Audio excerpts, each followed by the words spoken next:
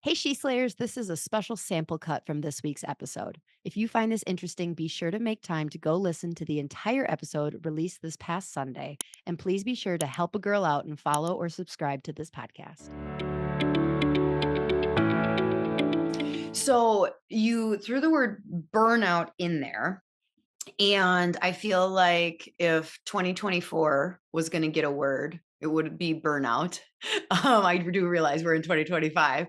It's still going, but so when I think of burnout, I think of like an adult who has pretty much, and obviously this is all through my lens. So you're about to learn a ton about me as I define burnout, right? Like it's like, so like somebody who is just like entered the grind and just on repeat, harder, harder, hustle, hustle, hustle. Mhm. And I was giving a talk at a conference last year, Mhm. and I was talking about how we're seeing burnout. There was like it was a small study, but like basically they surveyed grad students, like, but who hadn't Mhm. even graduated yet. And Mhm. 50% of them were burnt out. And I was Mm. like, well, this is a problem because like in my mind, I didn't start to burn out until I like entered the workforce, started a business, had two kids, had to pay bills. And I'm like, oh my God, I just have to keep doing more of this. Like, and so like, are you seeing burnout? Like, do you think that this is something like, do you have a different definition?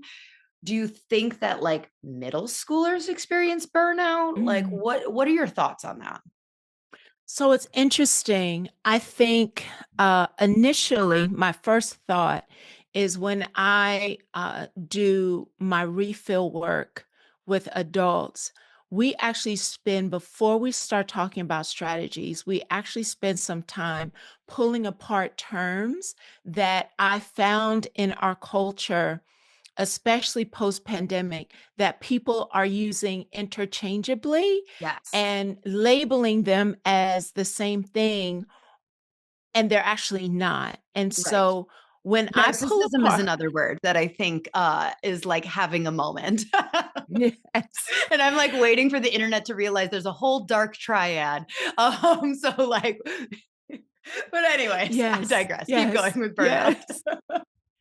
So when I'm working with human beings, I actually first identify burnout as it's actually a collection of symptoms that are associated with three key things: emotional exhaustion, Mhm. increased cynicism, and a decrease in self-efficacy.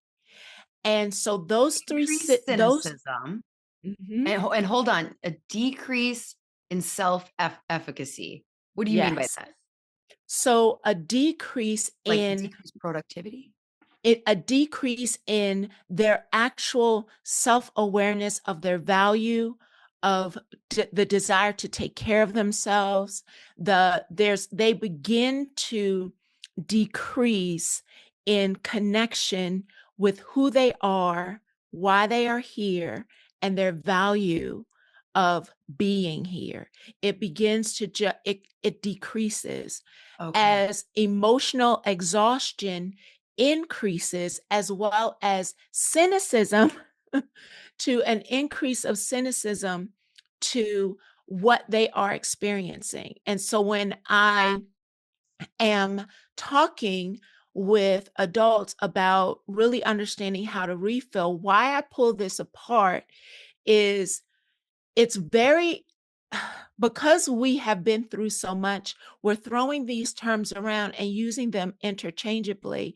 And I pull apart that burnout does not necessarily have anything to do with traumatic experiences or the experiences you are having.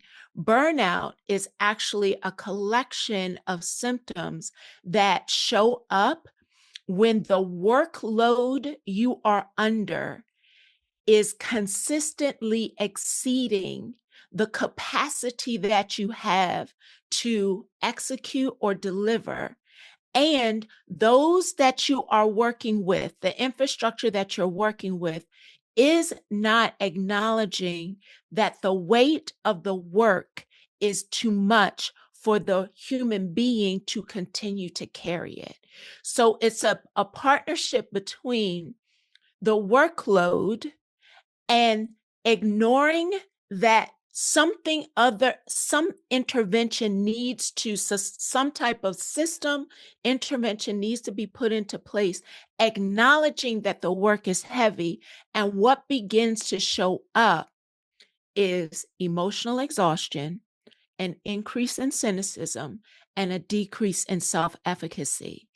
And why it resonates with me in your question, if the expectation in our culture of grind, grind, grind becomes how we are trying to live out every single day, but not recognizing that we as human beings were never designed to be on a cortisol drip 24/7.